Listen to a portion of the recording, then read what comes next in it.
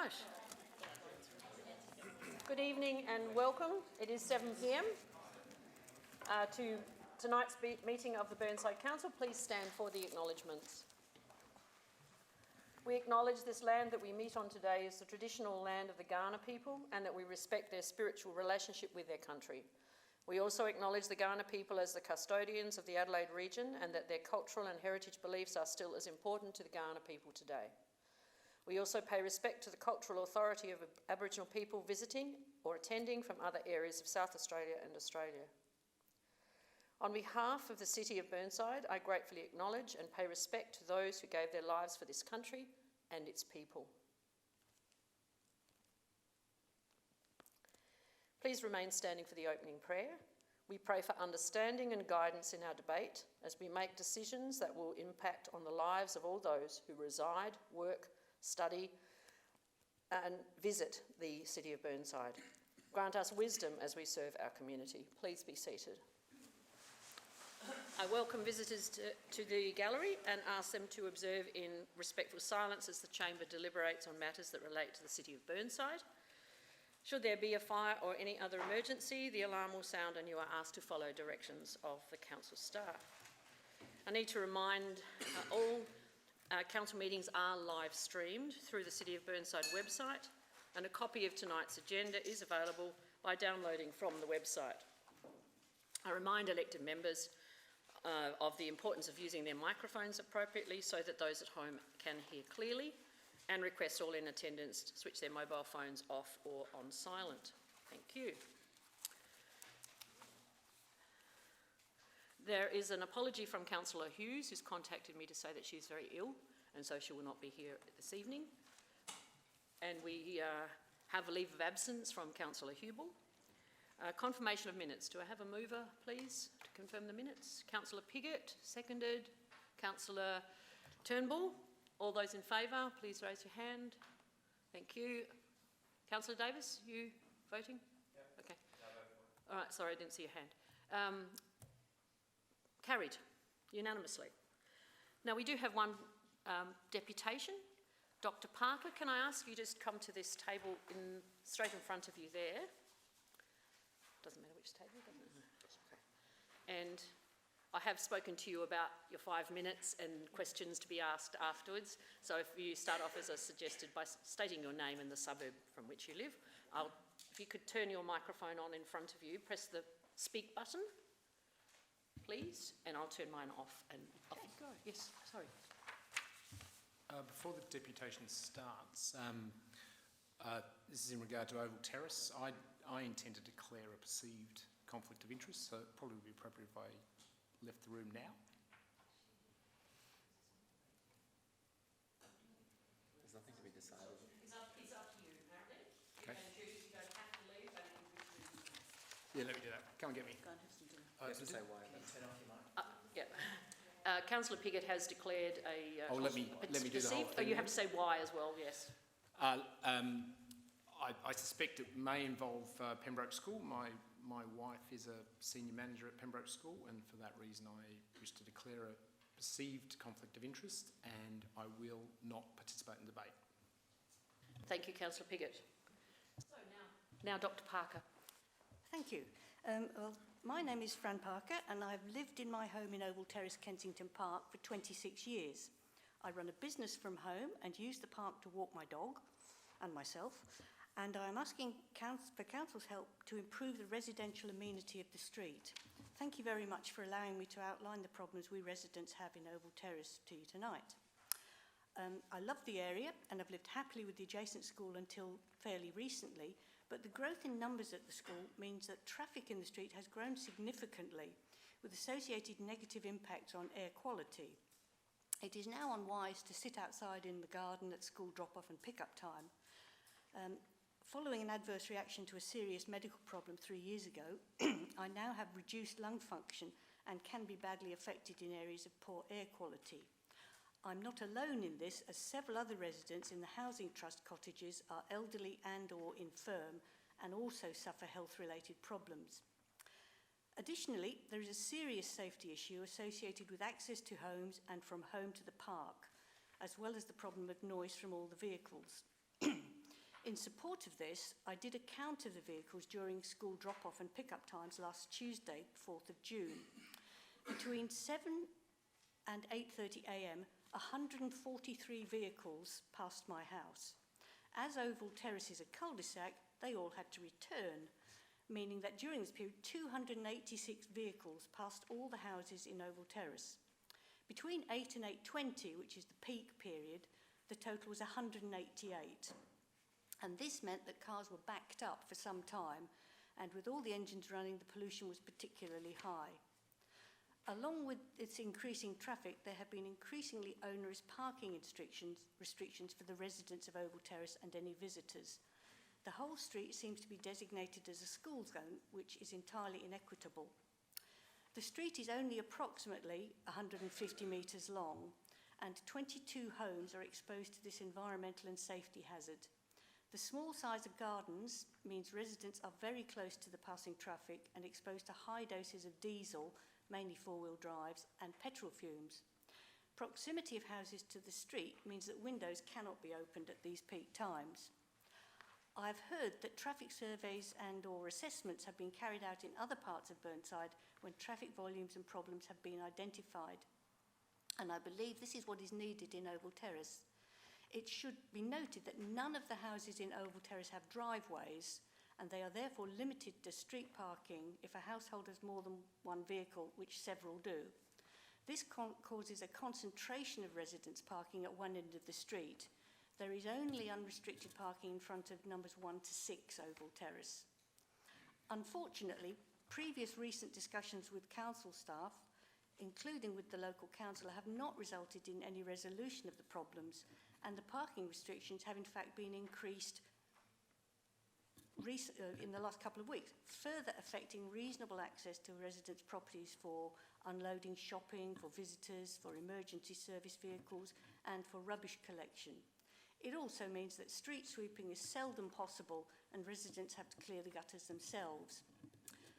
Locals argue that the designation of the entire Oval Terrace as a school zone is inequitable and needs review, and that there are options that the school can use which would improve resident amenity, such as parents dropping off students on Park Road and students walking a few metres along Oval Terrace to their school gate, or students being dropped off in the car park between the school and the sports centre, which is a one-way system and congestion would be less of a problem.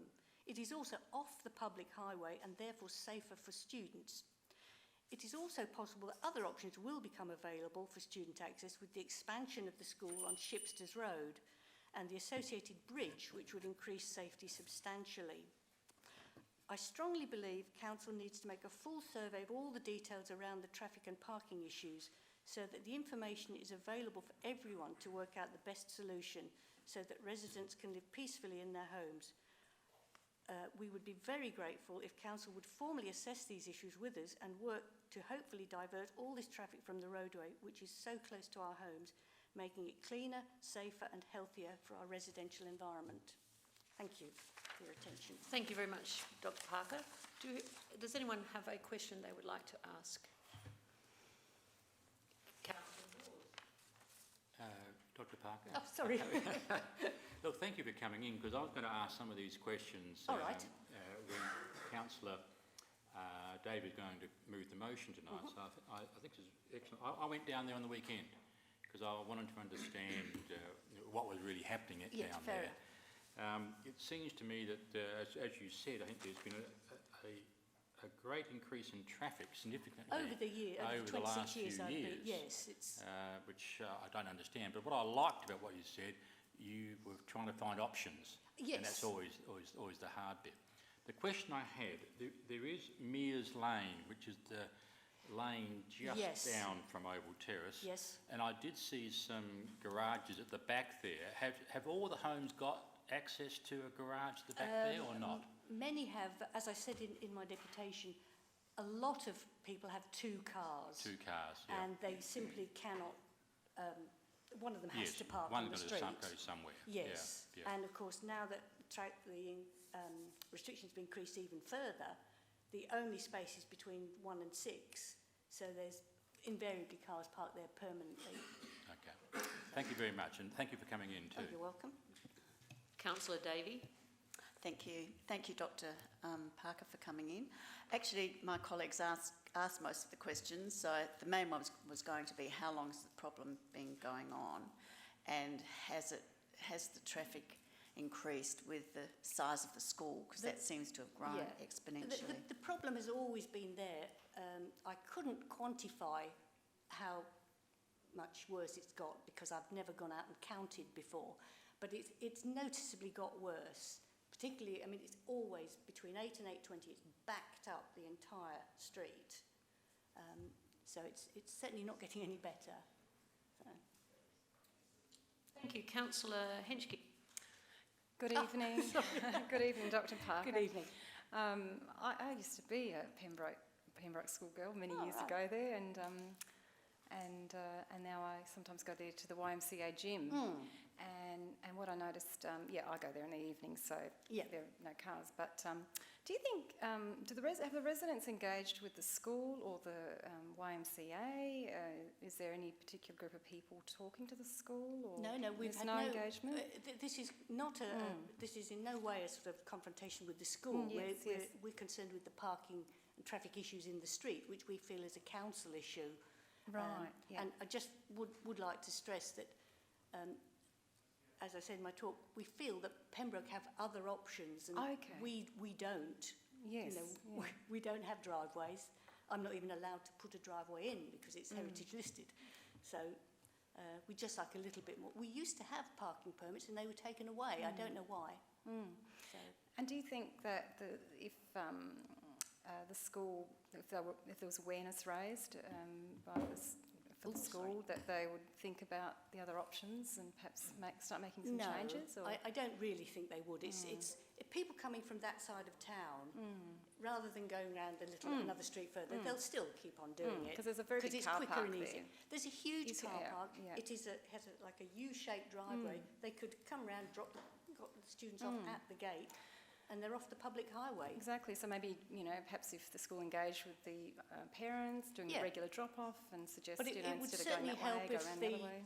if council put some altered the parking arrangements so that we have a leg to stand on. Yes. At the moment, they could carry on doing whatever. Wonderful. Thank you for that. Thank you. Councillor Lemon. I wanted to thank Dr. Parker. Hello. I wanted to thank you for coming in and letting us know about this issue. And the question that I have for you, you said that the parking restrictions have only recently been made worse. Yes. Can you tell us what the restrictions are? So you're saying that you've got six... The problem we have is that from number 7 onwards to the school, the parking restriction is no parking 8 till 9, 3 till 4. But of course, in reality, the residents aren't going to keep moving their cars all day, so they all park at this end of the street. So I did discuss this with 2 members of Burnside Council who came round, and I went out a few days later because I could hear some men putting signs up, and they've made it parking restrictions opposite my house now, which it never was before. So it's even less possible to park. So, Right, I see no other questions, so can I please thank you very much for coming in and expressing your concerns on behalf of not only yourself but also obviously your neighbours. So thank you very much for coming. well, thank you for taking the time to listen to me. Thank you. We have no petitions, and I do believe we have one question from public question time. Mr. Jordan, if you could come forward and state your name and suburb, and then please give us your question. Good evening, ladies and gentlemen. My name's Tim Jordan from Kensington Park. Hang on just a moment. Could you just get Councillor Piggott to come back in? Just hold on a moment. We will let you start again, Mr. Jordan. We'll get Mr. Councillor Piggott back inside first. I want to hear Tim. Thank you for reminding me. I got a nice, easy question. Okay, we'll just wait till Councillor Piggott sits down. He's an old hand. He should know what he's doing. Good evening, ladies and gentlemen. My name's Tim Jordan from Kensington Park. My question's regarding rate capping and rates. You might prefer to put this question on notice. Basically, whatever way you go, you can't win. So all I'm suggesting you give some thought to, whatever decision you make regarding rates in the future, is there any way you can work a formula out which you can let residents know how the thing's calculated in a nice, simple, easy way, which 8 out of 10 punters in the community might understand and save a lot of problems in this area, particularly to staff? Thank you, Mr. Jordan. Do you care to respond to that? Ah, okay. Yes, sure. Have a private conversation. I promise neither of you will bite. Thank you for your question. Thank you for your question. It would be nice if we could provide a formula which residents could use to then, Well, at least forecast. understand, have some basic understanding. Sure. I think one of the most important components which affects your rates increases is the valuation of the property, which unfortunately is not in our control. If it was, we would be able to provide that information. However, what we have done recently is we have a link on our website where residents can go and enter the valuation of their property, and it'll tell you what the rates increase will be. So that is something that we can, advertise a bit more as well. We have included it in the focus, the recent one, but it's something we've just recently developed so that residents can go in and at least have a look at what their rates increase will be based on the valuation. What about other areas of publication? What about, say, on the website? The formula on the website, things like that. Oh, it is on the website. All right, Yeah. okay. Thank you. All right. All right, thank you, Thank you Mr. very Jordan, much. and thank you, Ms. Reynolds. Yeah, Ms. Reynolds. I suddenly had a mental blank and...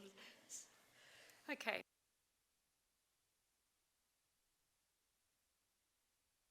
Questions on notice. We have those answers tabled. And we have now then moving to item 10, motions on notice, and it is 10.1, Councillor Turnbull. Thank you, Mayor. I, Councillor Turnbull, do hereby give notice of my intention to move the following motion at the next ordinary meeting of the Council for the City of Burnside. That Council prepares a report detailing 1, the usage of glyphosate herbicide products by Council. Number 2, what current risk assessments have been conducted by Council on glyphosate herbicide products used by the staff? What control measures are applied in the use of glyphosate herbicides to minimise exposure both to Council staff and members of the public? Number 3, any investigations that have been made by Council into alternative safer methods of weed control? Number 4, any known actions by other local government bodies to limit or control the use of glyphosate herbicides? And number 5, what other herbicides are used by Council? The background to this is the glyphosate herbicides, such as Roundup, have had increasingly wide use in our community. There's been a dramatic shift in the hazard classification of glyphosate, and it's now rated as a Category 2A, probably human carcinogen. This is followed by an uptake in legal liability cases by employees with chronic health effects they've claimed to have been caused by exposure to glyphosate. So many jurisdictions, national, state and local, both in Australia and overseas, are now reviewing their control and the use of glyphosate products. We have a duty of care, both to the employees and to the public. So I think it's timely for Council to also review the use of it. The background I've done is that glyphosate herbicides are very widely used for weed control throughout our community. So in asking for this report, I note the recent escalation in concerns about the safe use of glyphosate products. Until around 2017, safety data sheets, that's SDSs, of glyphosate products varied in their hazard ratings. Some are rated as non-hazardous and some as hazardous. That was implications for use and storage. There appeared to be no WorkSafe Australia exposure standards and no warnings of the chronic long-term effects from exposure. Chronic effects refer to mutagenic, or genetic effects, teratogenic, harm to the embryo, and carcinogenic, causing cancer. This has all changed in the light of new evidence. The International Agency for Research of Cancer and the World Health Organization Both list glyphosate as a Category 2A probable human carcinogen. This is a very significant shift in understanding about the potential risks of human exposure to glyphosate. There's a milestone decision in 2018 in the USA where a court awarded a former groundsman $78 million because the jury agreed that the product had contributed to his cancer. In Melbourne, on June the 4th, 2019, it was announced that there's a current legal case of a self-employed gardener suing the glyphosate manufacturer over his chronic illness. As user of glyphosate products, Burnside City Council owes a duty of care to both employees and to the public. As glyphosate is rated as a probable human carcinogen, there needs to be strict control measures in place, particularly to prevent chronic exposure by users of the chemical. Part 3 of my motion asks about possible alternatives. I note that it was reported on 2nd of June 2019 that 2 Sydney councils have banned the use of glyphosate herbicides.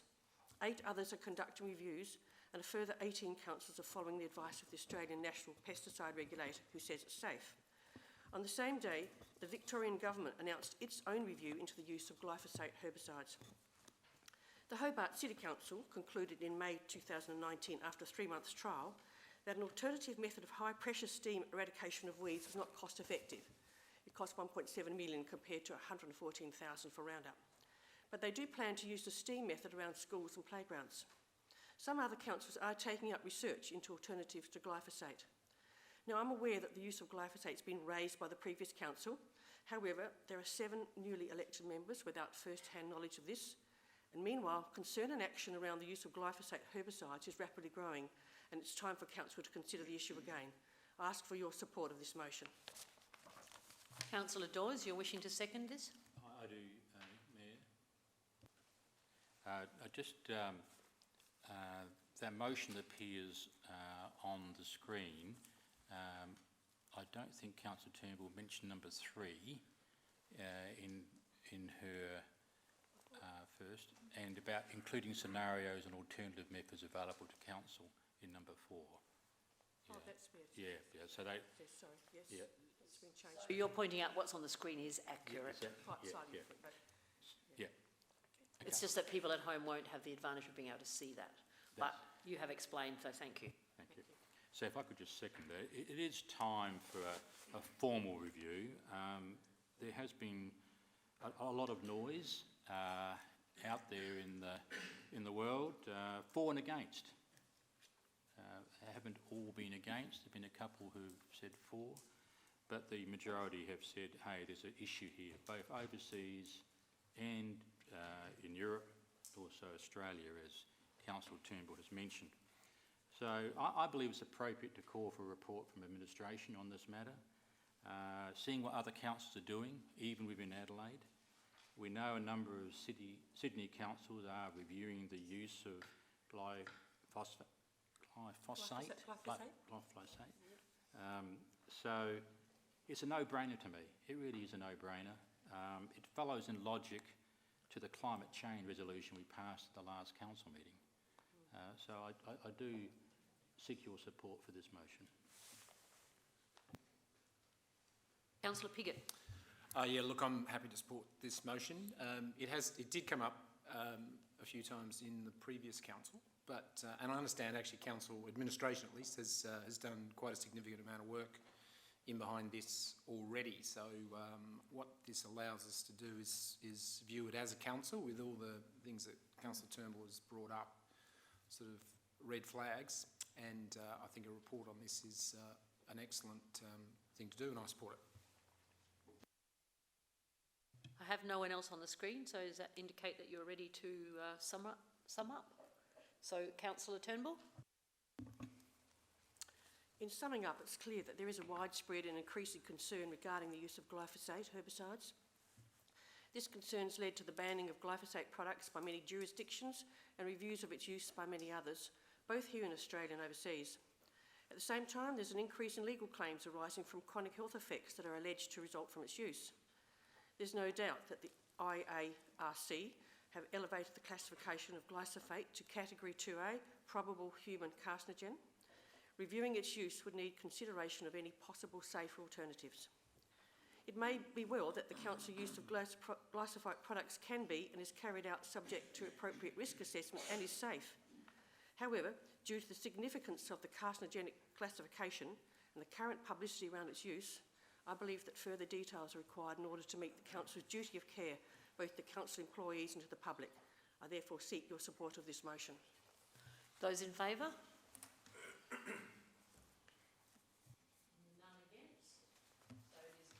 Is carried unanimously. Councillor Dawes, 10.1, Glenburn Road Verge. Thank you, Mayor. I, Councillor Dawes, do hereby give notice of my intention to move the following motion at this council meeting. That project number 63, Verge Upgrade on Glenburn Road, be withdrawn from the 2019-2020 budget consideration, and that the administration develop the verge through operational budgets by replanting with drought-tolerant native plants.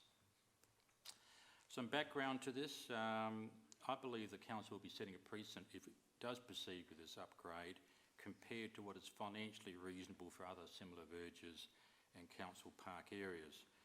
The verge, and I hope you've all had a chance to see it, has currently 6 mature trees, including 2 magnificent gums. It does need some upgrading, there's no question about that, due to the planting of non-Indigenous plants which distract from the overall ambience of the verge. However, this can be achieved through more cost-effective and plant-efficient means. The verge is on a 1 to 2 slope, so it's a very, very steep slope. I believe our spend environmentally must bring the best return. Those daisies that were planted, obviously by residents in the past, are very scrubby, can certainly be removed if we ask the work depot to do some work here. I want to say this very, very clearly, that I admire Councillor Davies' environmental credentials here. She did put up the original motion, but on this one I still want an upgrade, but not to the extent proposed. Originally we were going to vote on each member proposal, this is one of the member proposals, one by one. However, back in March, this proposal was coupled with others, thus not giving councillors an opportunity to thoroughly discuss the merits of each of those proposals. If the administration can upgrade the verge within its operational budget, and it looks great in 12 months' time, that's the best result. However, I will concede that if it doesn't look any better in 12 months' time, then we can reconsider this project in March, April 2020. I recommend the motion to you. Do I have a seconder, please? Councillor Turnbull, you wish to speak? Actually, I spoke about this last time when we were discussing it, and to me, to spend $20,000 on a verge, and it's a large verge, but it's a verge. I think the number was changed. Is it 15,000? It's 15, Even yes. so, it's still a verge with a recurrent annual cost of $5,000. It to me is an extravagance, so I would like to see that money put into places like the parks where the majority of people go to enjoy the green in summer. And I'm sure our arborist team can plant drought-resistant shrubs and ground covers which will need minimal water but still look aesthetically pleasing. With predictions of drier summers, I think we need to be responsible about our use of water. Thank you. Councillor David? Yeah, look, like it or love it, tonight's not the night for this conversation. So we approved a budget which then went to the residents of the City of Burnside for consultation. And we've gone out to them and said, what do you think? We haven't looked at that and actually heard what they think. So there could be overwhelming support, there could be no comment, there could be a number of people against it. That's what that process is for, and when it comes to that, that's when we should debate whether things should be in or outside the budget. In my view, it's not a good precedent to set to then start knocking stuff in and out before we even ask what our residents, comment on. So in my view, this conversation shouldn't be a conversation tonight. It should be when we should be down the track when we approve the budget. Councillor Dave? Thank you, Your Worship. I believe this is very unnecessary. This has just been outlined and actually usurps the agreed process we've put in place for the development, drafting and community consultation of our 2019-2020 business plan and budget. Further, as this traffic island, I don't class it as a verge, and that's a whole debatable matter, but this is actually in my ward, Kensington Park ward in Hazelwood Park, and I'm therefore very disappointed that my colleagues moved this motion and didn't even discuss it with me. They just moved it without not even picking up the phone and discussing it with me. And these are valued colleagues who have just published in the latest magazine that they're very committed to the collective building of collaborative and collegial council where respect and cordiality underpin the making of good and responsible decisions. So I feel quite betrayed, to be honest. I moved this motion on behalf of my constituents, especially those people who live on Glimburn Road and who are significantly affected by traffic, who highly value those trees on that traffic island and who've had to put up with for a long time it not being, it's really scrubby and untidy. This issue was also significantly discussed in the workshop we held in March, which all of these issues were debated. And I think I'm very interested in the idea that this is a precedent for something negative, because if this is a large traffic island, and as are the traffic islands which line Alexandra Avenue and Prescott Terrace in Toorak Gardens, they are large verges or traffic islands. They are watered significantly. The trees are valued and cared for and looked after. And I don't see this as any different to those beautiful plantations. I believe we should be doing all we can to water and support our trees and plant up the understory underneath them. And that's all I've asked for this small traffic island opposite the Feathers on Glenburn Road. So I hope you won't support this and will allow this to continue to be considered in the budget process as we agreed, which I think will be next council meeting. Thank you. I don't have anyone else on the list, so are you ready to sum up, Councillor Dawes? Thank you, Mayor. I think the word was betrayed by Councillor Davey. I felt that when this was coupled with other member proposals, that it didn't give us a fair discussion. It wasn't discussed at budget workshops as a separate issue. It is very small. It's not a traffic island, anything like that. But I'm in support of doing something. I'm not saying we don't do anything, and that's the point we made. And for $15,000, which includes irrigation, it includes other things, and there's a $5,000 recurrent cost, as Councillor Turnbull has said. And when I put out my brochures, I wanted responsible spending, and I believe that this is not the best spend. And if we had the opportunity of voting each member proposal, I don't believe this would have passed back in March. So that's why I'm disappointed that we didn't have the opportunity. I'm sorry I didn't talk to you, Councillor Davey, because what I wanted to do was provide the background and also provide an alternative. And the alternative is quite clearly expressed that it needs an upgrade, but not to the same extent. So I'm in support of your environmental credentials, always have been, and I'm just looking for the best possible. Thank you. Those in favour, please raise your hands. Those against?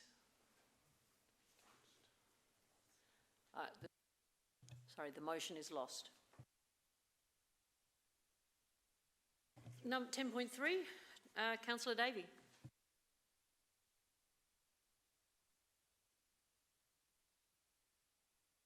Sorry, I've just found out from Governance Officer, yes, you do have to declare it again. Yes, I'm declaring a perceived conflict of interest under section 75, big A, little 1, little b, from memory, on on the basis that I believe the motion may involve Pembroke School, and my wife is a senior manager there. I won't participate in the matter. Thank you, Councillor Piggott. So now over to Councillor Davey. Thank you, Your Worship.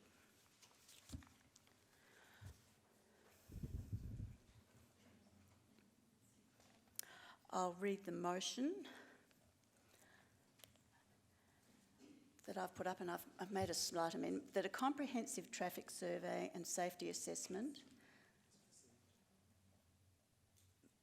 and delete plus a measurement of air quality in residents' gardens be undertaken. So it reads that a comprehensive traffic survey and safety assessment in consultation with residents in relation to through traffic experienced in Oval Terrace, Kensington Park between the hours of 7 a.m. to 8:30 a.m. and 3 to 4:30 p.m. Monday to Friday during school term in particular be undertaken, and that a report be brought to Council on the 24th of September 2019. So school term in particular be undertaken, and that a report be brought to Council. And 2, that the report also identify the current parking restrictions in place for residents, the rationale for these, and contain recommendations for how traffic can be reduced and for restoration of residential amenity and parking access to their homes.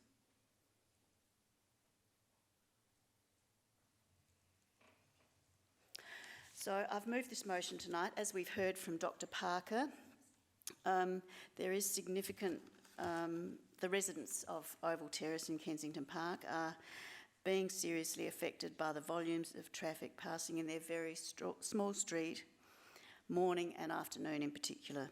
And this is from Monday to Friday in the school term, when parents who utilise Oval Terrace for their school drop-off access this roadway and drop their kids at the gate and then drive out again. So the residents are being affected, but the parents who also utilise Oval Terrace must also feel very frustrated, I think, by the delays experienced while crawling along the street for this process. We have heard that the residents are badly affected by the use of this very small residential street, and those of you who are able to go and have a look at it will see how small it is, and that there's no through traffic. So for it to be used as a school drop-off gate is reasonable, but I think there are better ways that we can do it. I'm acutely aware that we need to formally investigate the traffic volumes, the speed, and, as has been outlined, get some idea of the fumes generated by the hundreds of cars that pass through there during the day, and to then produce us a report so that we have the facts and can examine alternatives. So hopefully when the administration make this assessment of the area and assess the numbers and quantities and rates of speed, we can have a good report with alternative. Most of the residents live in single-fronted terrace homes and have had their ability to park anywhere near their home severely restricted by this access. I think it's because it's designated a school zone, the requirements are that there are particular parking access points to enable the drop-off and access to the school gate. A meeting on site with residents and staff has not resulted in any sort of formal survey of traffic management to date. So an assessment needs to be carried out, and I believe it's crucial so that we can all understand the quantum of the problem being reported. To relate it to our policy, our road traffic and management policy supports our strategic objectives for an effective transport network that supports safe and efficient movement connecting people and places.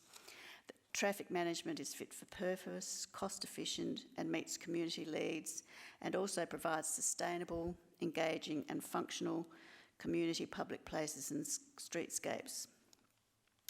This policy also expects us to aim to manage the number and speed of cars using local roads to reduce the impact on our neighbourhoods and environment, and also requires us to manage vehicle movement to improve safety for motorists and pedestrians.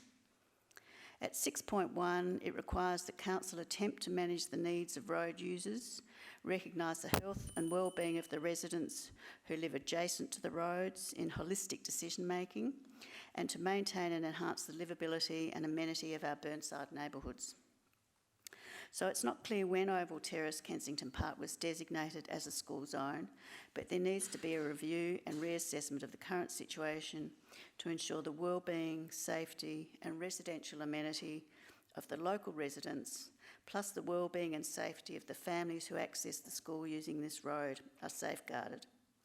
I ask for your support for this assessment and report to Council. Thank you. Before I seek a seconder, Councillor Henschke has something she wishes to state. Thank you, Mayor. I wish to declare a perceived conflict of interest as an alumni of Pembroke School.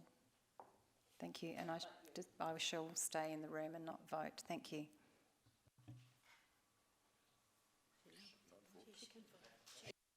Just want to say you are allowed to vote. You are allowed to vote. Yes. Now, Councillor Lemon. I'm happy to second this because what we're seeking is a report, and while we seek a lot of reports, this is one that I think it's important. What's happening, and I feel this quite strongly, this is something that is in Jane's area. In my area, we've got a couple of streets that are actually adversely affected by the success of entities close by. So we've got a street in Frueville called Chessington Street, which is immediately abuts Frueville Shopping Centre. It's only got 7 houses, but those 7 houses have trucks backing up and down that street to Frueville's loading dock with the beep, beep, beep that those trucks have pretty much 24 hours a day. And I think I'm very concerned by our inaction in terms of not being able to protect the amenity of our local areas in the face of success. That does not mean I don't celebrate the success of the best supermarket in the world for a few years running, nor does it mean I don't celebrate the success of Pembroke as a school that people want to send their children to. But I think we all have a responsibility and things change over time. The world is a louder place and it's got more cars and it's noisier, and all these things are true. But I think that when there are alternatives for drop-offs that aren't a heritage street with heritage cottages that have no parking, then I think it behooves us to actually look after those residents and have a care. So for that reason, I'm very happy to support this. Councillor Carbo. Thank you, Worship. I would like to propose an amendment that Councillor Davey may want to take on board, and that's just after the word Kensington Park, we include the words Gillies Road, Glen Osmond, and Lestrange Street, Glenunga. No, that's not an amendment. It would have to be a separate motion. Perhaps I suggest at the next meeting, because it's out of the zone, it's out of the area completely. It's not consistent, and I stand to be corrected by Governor's officers. Is that correct? So, so thank you for your concerns about some of the areas that Councillor Lemon also expressed in her speech as well. Councillor Henschke. Thank you, Mayor. I've got a question for the administration, please. This is a comprehensive traffic survey and safety assessment, and what budget would we have to allocate for such an activity, and would it be undertaken under normal operating activities, or is this something special, out of the ordinary? Because there are lots of other places in the city of Burnside that maybe have equal priorities like this, and maybe we need to look across the city of Burnside and prioritise.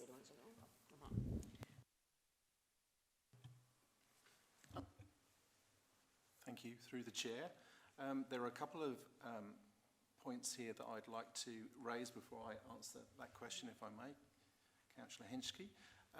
The motion as it stands asks for a measurement of air quality in the residents' gardens be undertaken. We can absolutely do that. However, I do need to make it clear that... That's been taken out. It was on the...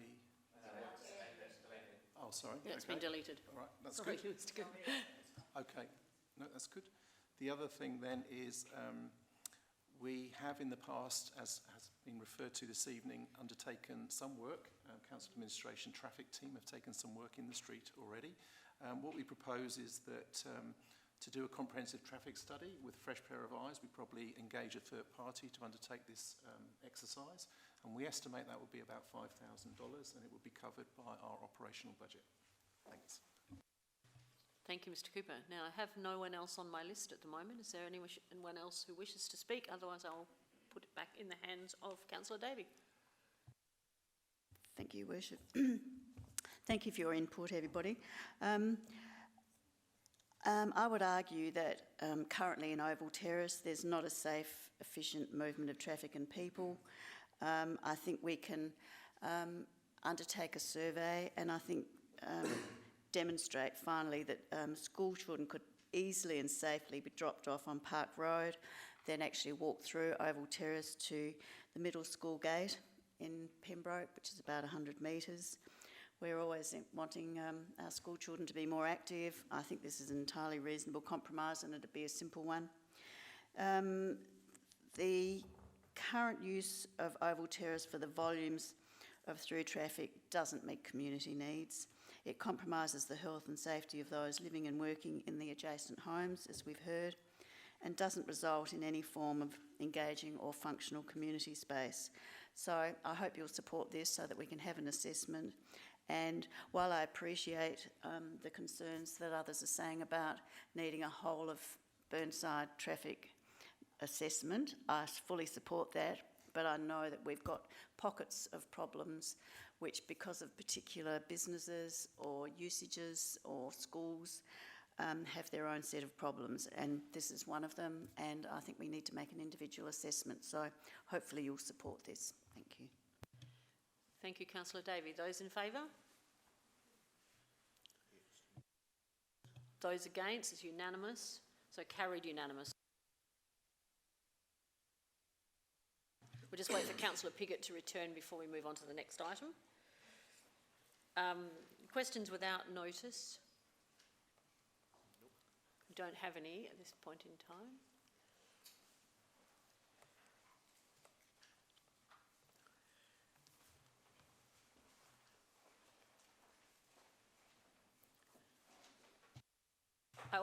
I have received a confidential motion on without notice from Councillor Piggott, and to save the issues or the hassle of people moving out and moving back in again, I've decided to move that to the end of the meeting.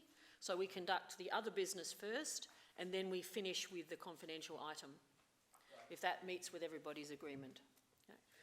Okay. Now I'll move to reports of officers, which is... Oh, sorry. Are there any other motions on notice? No, that's fair enough. And usually the mayor receives a motion without notice prior to, or at least that was previous mayor's way of working. But I am happy to obviously take them on the night and assess them on the night and for future reference for the new people. Okay, now we're into item 13, reports of office. There are only 3. So I will ask, we'll just go through them one at a time. I think that's the simplest way. So first of all, who would like to withdraw? Is there anyone who wishes to withdraw 13.1? Councillor Piggott? All right. I actually would like to just alter the officer's recommendations slightly, which I think is going to come up there before our eyes at some point.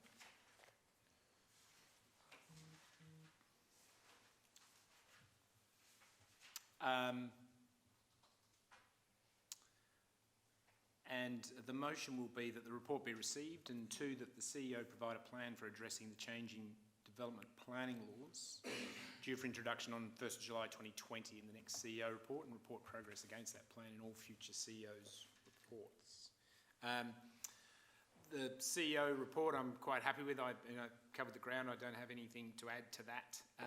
What I did think would be worthwhile, though, is that planning is the new planning rules coming through. We had a workshop, or two workshops actually, in recent weeks in regard to the planning. This council needs to be up and at 'em, and I believe we are actually, but up and at 'em in regard to moulding those planning rules as much as we can. It's not something we're central to, but I think we owe ourselves and perhaps our fellow councils to be quite proactive around understanding, communicating and perhaps impacting what those planning rules eventually are. So I thought a good way of doing that would be that perhaps the CEO could tell us exactly what is planned in regard to that exercise and in general terms, and each month report back as to how we're going on it. So I seek your support. Councillor Cornish. Thank you, Mayor Mon. So yes, I fully support this motion as it stands. I also think a plan for the development planning laws to be introduced are very important. I also would imagine a plan would have some sort of budget perhaps attached for community notification of the changes that are coming.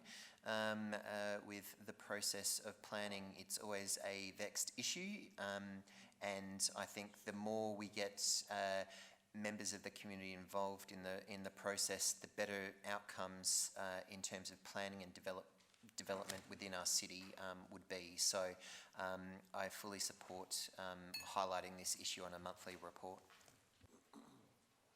Councillor Lemon. Yes, I thank Councillor Piggott for this motion. I think this is an excellent idea, and I think that what we can have in this is any deadlines that we have for consultations, what sort of submissions council is making when consultations take place, what sort of submissions we as individuals can make or as council, how involved our own council assessment panel might be or might not be to any of this. Although it is a separate entity, they are potentially able to give us advice. So I think this is an excellent monthly temperature gauge on how this is actually going forward, particularly since whilst it's going to be theoretically introduced on the 1st of July 2020, they're actually going to start rolling it out in regional areas in the next 3 weeks. So we'll already have some sort of sense of how it's tracking. Starting with the next report, presumably. So well done, thank you. Councillor Henge. Thank you, Mayor. Thank you, Grant, Councillor Piggott and everyone. I'm also aware that the City of Norwood St Peter's Planning Department engages closely with the Community Alliance, and it may also be helpful to amend this slightly to reflect that the City of Burnside collaborates with the Eastern Regional Alliance, possibly. I imagine that the Eastern Regional Alliance of Councils have this front of mind and can collaborate together. So for coordinated responses. So this is an amendment, yes. Yes, I make an amendment. As I'm speaking, I wish to, as it's being typed up there now on item 3, that the Council of Burnside collaborates with ERA councils for coordinated responses. Thank you. Sorry, I wasn't sure if you were actually making an amendment or you were just discussing the issue. Okay, thank you for that. Are you okay to accept that?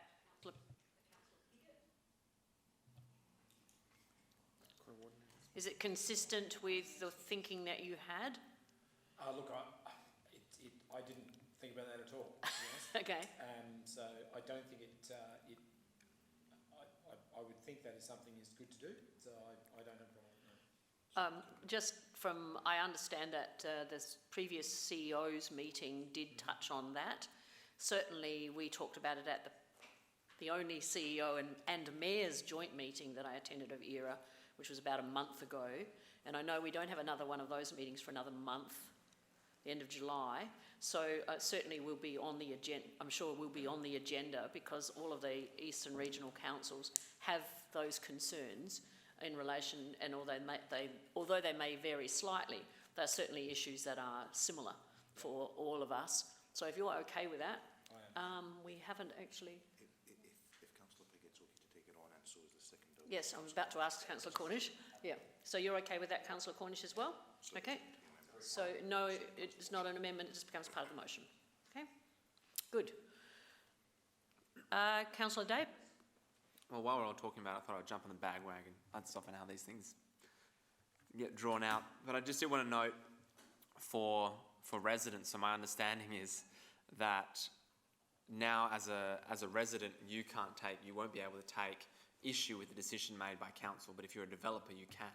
So it's going to shift massively, the accountability, where developers can make a complaint, but residents can't, and it takes that power out from underneath our residents, which is something that I don't think a lot of people understand, and they should be very afraid of. So maybe someone will pick that up. Councillor Davey? Thank you, Worship. I had a question, and it's essentially been answered, but I just wanted through you to ask the administration: is the collaboration with ERA councils going to be onerous, or is there a capacity, because knowing there's a monthly CEO report, do the meetings synchronise, and is that going to be an onerous requirement for synchronisation to write up a report?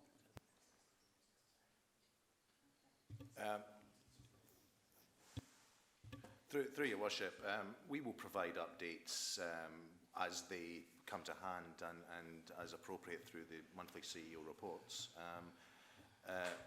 However, I would assume that the collaboration would be more on responding rather than providing updates through the CEO report. We will certainly provide those updates through the report itself as well, so it shouldn't be too onerous. All right, is there anyone else who wishes to speak? Otherwise, I will go back to Councillor Piggott. Happy to have it put. Okay, those who are in favour, please raise your hands. Those against, carried unanimously.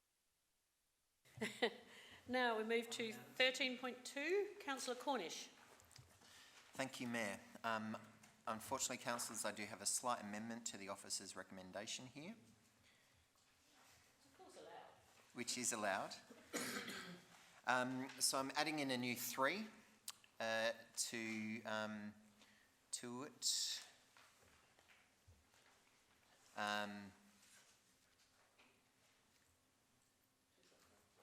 Sorry, I did send it through to Matt as requested. Yep, the highlighted yellow bit, well, the whole lot's fine. So I'm just adding one little extra section, item 3, that council seeks a further report about the development of registers for freedom of information requests and section 270 review requests. So it's just going that little bit extra. We get a number of requests for information, and we get a number of requests for section 270 reviews on this council and decisions that this council has made. Some of them can be fairly costly. Some of them are, that a lot of our legal bills, for instance, are section 270 reviews. And I think it's probably, it'd be a smart idea that we actually have a public register about the requests and the costs associated with those requests for us. And I'd like a further report just to see whether or not those 2 items are possible in the future. So apart from that, its motion, the rest of the motion is fine. It's just seeking further information about whether or not we should have a register for FLY requests and section 270 review requests. So I put that motion to the floor. Councillor David? Yeah, happy to second it and couldn't agree more. Councillor Piggott? Straight in, actually. A question, actually, for the sake of the people viewing at home, what is a Section 270 review?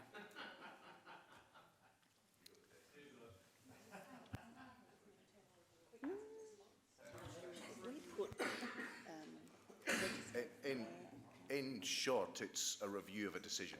So when somebody calls for a review decision made by council administration, then there's a review done as part of that. A resident can call. Is that correct? It also applies to a decision that council has made, as well as council administration, yeah. Thank you. Thanks. Councillor Davey? No, I had a question, but Councillor Hench? Thank you, Mayor. I had a question about the amendment. The report would detail the FOI requests. Will the titles of the FOI requests be made public, and who requested the FOIs? Through your worship, that would have to be included within the report that comes back to council. The reason that Councillor Cornish is seeking a further report is because those would have policy implications and therefore they can't be made on the night. So we'll make sure that the report covers those issues thoroughly amongst others. Right, I have a clear screen, so back to you, Councillor Cornish. Thank you, Mayor Monceau. Yes, certainly I am. All of those questions need to be answered. There are other legal questions, I think, regarding the FOI, certainly around the FOI requests and privacy concerns need to be asked and answered, and that's why I'm seeking a further report, because we can't do policy on the run. We need to know the information, and that's why I'm asking for the further report to see whether or not it can be done. I don't know if it can or can't, but I certainly think these are areas that perhaps it'd be a smart idea that we actually have public registers on those. One certain issue that jumps to mind is that I know we've had 3 Section 270 reports on one particular issue in my area that's potentially cost, I don't know, maybe $60,000 in legal fees. And if the other residents knew that each other is actually asking for the same report, at different times and requesting different legal firms to do it, it actually, they might not have actually asked for the report to begin with, because someone else has actually done it in the past. And no one knows, because we don't even know half the time the Section 270 reviews, and we don't know the FOI requests that come in either. They're not reported to this council. I know certainly they make agenda items in other councils when they come in. It's a standing item as FOI requests and 2 Section 70 reviews, and it makes those agenda items. But I wondered whether or not perhaps we had a public register like we have all of our other registers of these particular items of request as well. I hope you support the motion. Thank you. Those in favour? No one against, so it's carried unanimously. Now we move to 13.3. Anyone wishes to withdraw that, or should we go straight into a vote? Oh, you'll move it? Okay, thank you. Councillor Piggott's moved, seconded. Councillor Henschke? Sorry? Yeah, that's fine. That's been very helpful. Thank you, Councillor Cornish. Councillor Henschke has seconded it, and you wish to ask a question as well. Just finding it. Yep.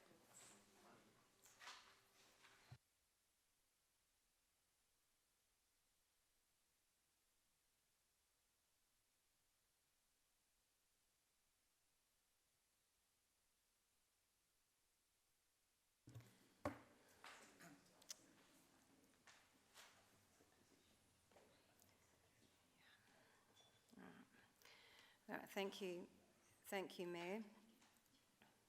This is quite new to me, the Highbury Landfill Authority, and so we haven't had a workshop about it like our other subsidiaries, and so I was noting the ongoing costs and the borrowings. And my question, I'm prepared to second this, but my question to the administration is, will we have a workshop on the Highbury landfill, and will that workshop be looking at the long-term strategy for this asset? Thank you. Mr Cooper or Ms Reynolds?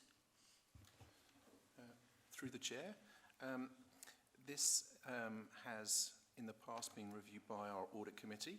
So about 12 months ago, the audit committee suggested that on a rotational basis, each regional subsidiary comes along and prepares a presentation and provides the audit committee with an update of the regional subsidiary and any strategic issues that are at the fore at that particular time. And that information has proved particularly useful for it then to be passed back up through to council. So in terms of a workshop, there are no immediate plans, but there's absolutely no reason why we shouldn't have another visit back from Highbury at the audit committee in the first instance, and particularly in light of the work that's being done in terms of the strategy for how that site can be used. So I think it's probably timely that we have another presentation from them. Thank you. I don't have anyone else on the screen, so are you ready, Councillor Piggott, to put it to a vote? Right, those in favour, please raise your hands.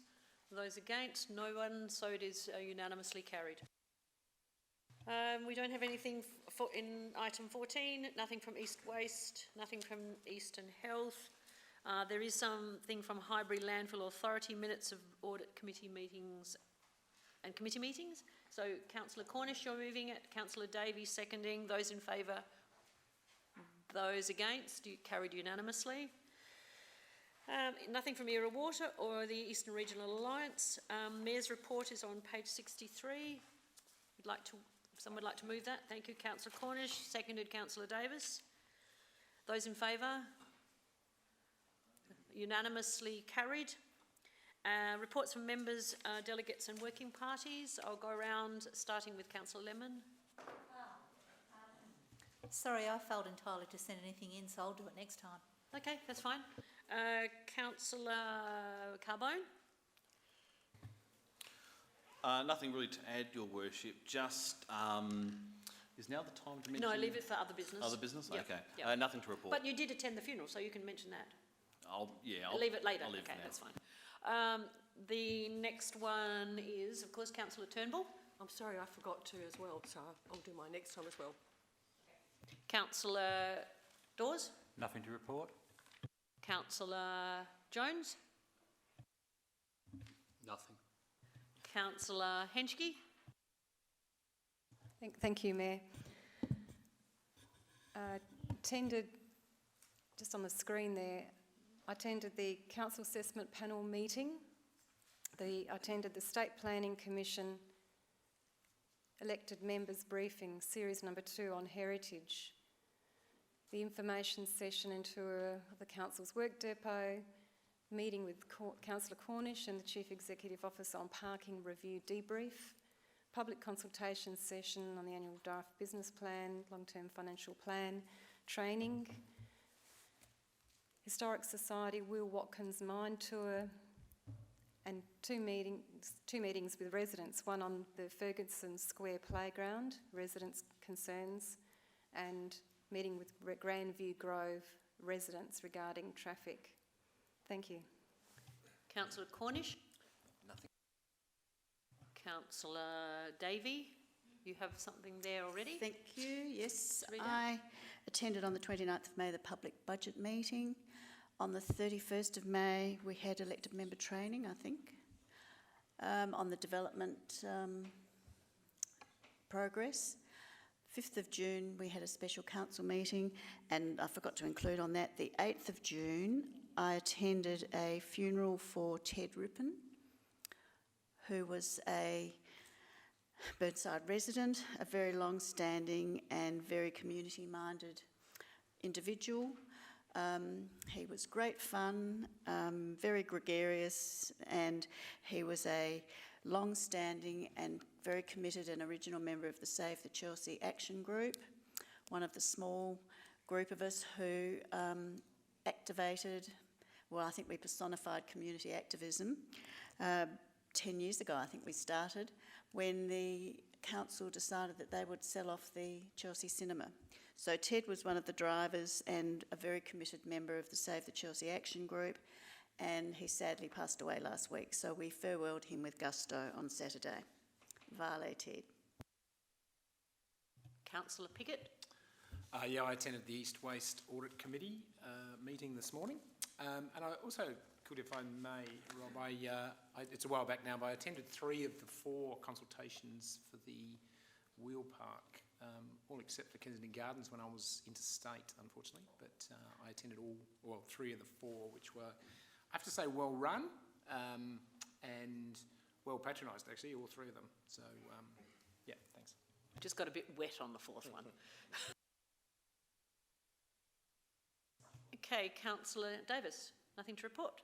Okay, now council correspondence. I have something. Oh, sorry. No, that's right. Just for council correspondence. Early in the year, we received an invitation to attend the Burnside War Memorial Hospital. And I just wanted to make sure that wasn't. I understand we've been busy with elected member training and things like that. I just wanted to make sure that hadn't been dropped off the to-do list. It certainly has not been dropped off the to-do list. It's just that the priorities have become insurmountable. And whilst it is absolutely important that we do follow that up, it is in my list of to-dos, has not been forgotten. Councillor Henschke. Thank you, Mayor. Also in relation to correspondence? Yes, thank you. Wanted to follow up on the motion that was carried in regards to writing to Minister Parnell in support of the amendment bill. And I wanted to know from the administration, has that letter been sent?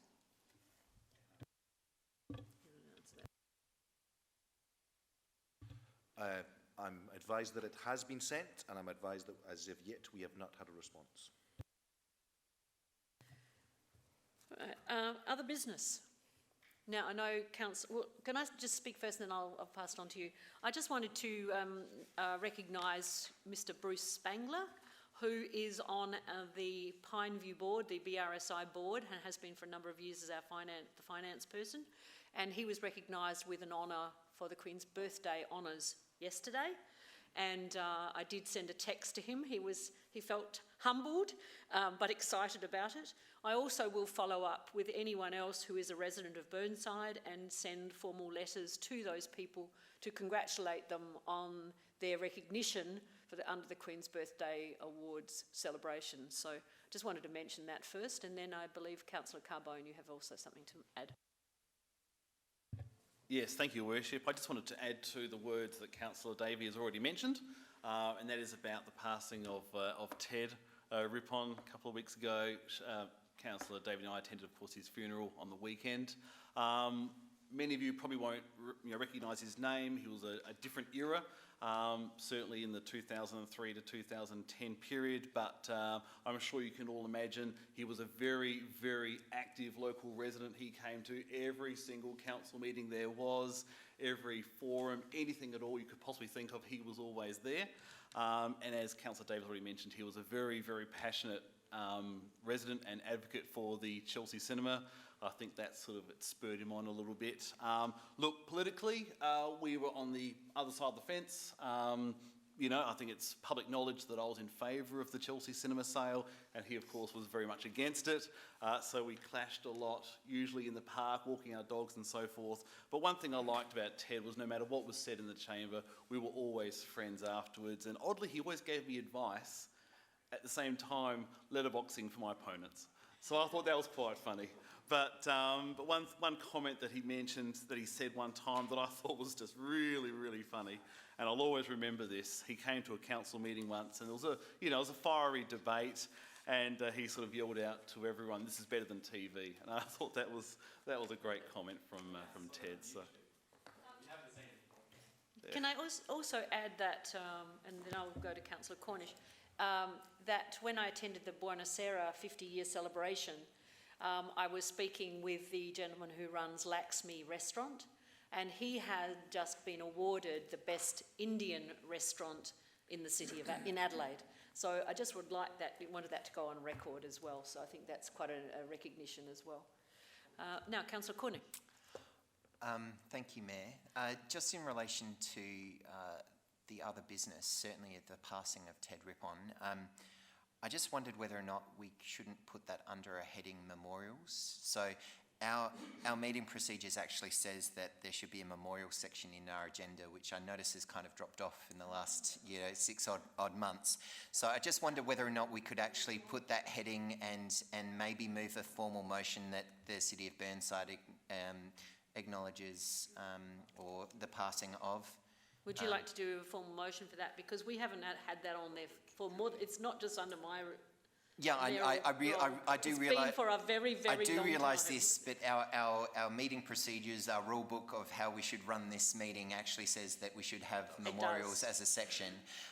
So I'm happy for Julian and Jane to do it because they're the ones that have obviously knew Ted the best. I recognise Ted. I've seen him in the gallery many times, certainly early on. But I just think that should be something that we'd formally do here. So I'm happy for the others to do it. All right.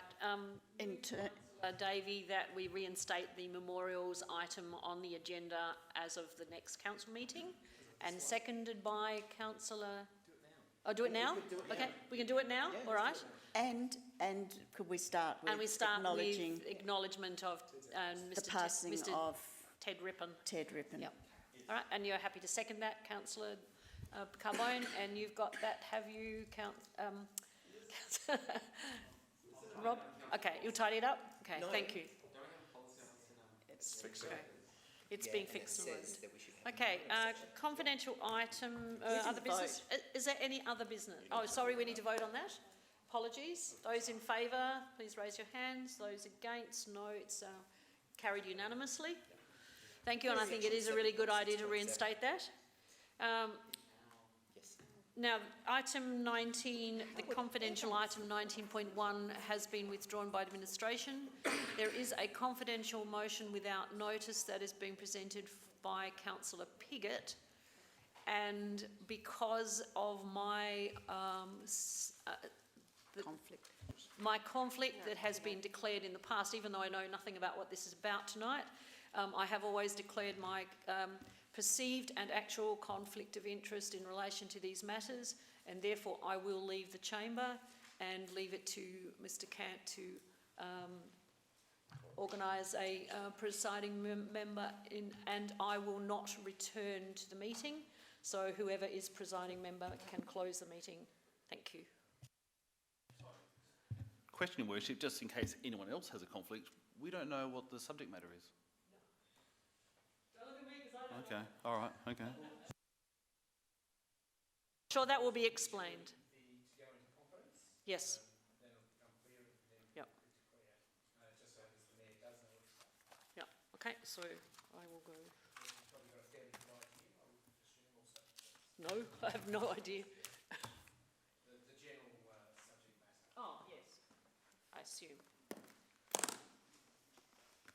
Sorry, I'll just take all this.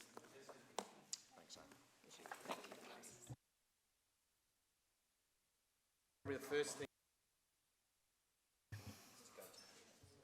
No, well, we need a presiding member, don't we? First. We do need a presiding member first. You can watch the election of the presiding member, that's fun.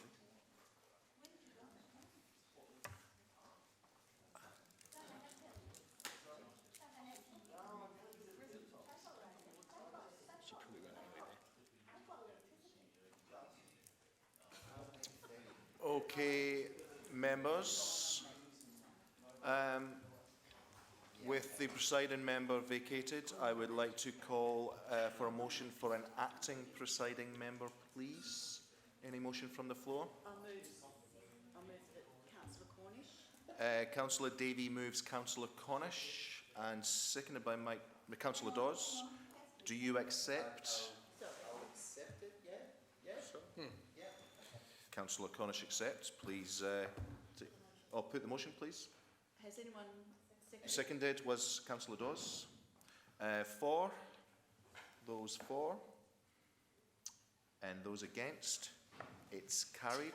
Councillor Cornish, please assume the acting presiding member chair.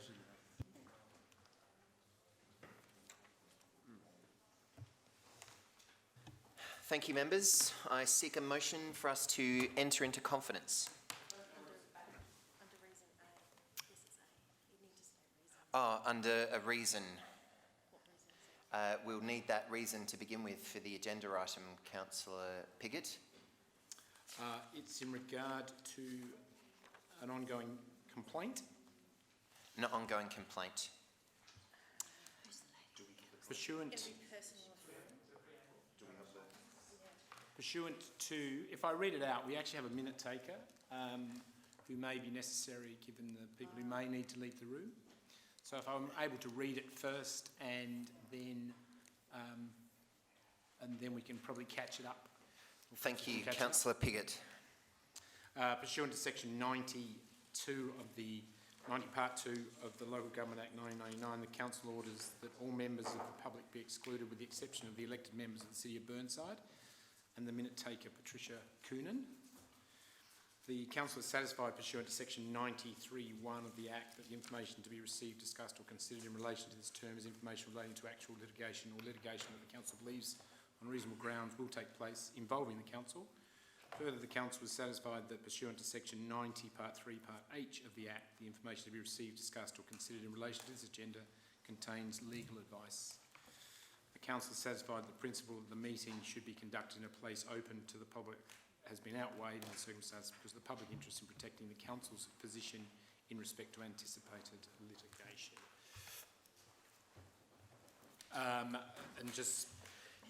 Thank you, Councillor Piggott. We'll just wait for the room to vacate. Oh, we do need a seconder. Councillor Davey is seconding that motion. All those in favour of going into confidence? Those against? The motion is carried. So now we'll wait until the gallery is clear and thank you.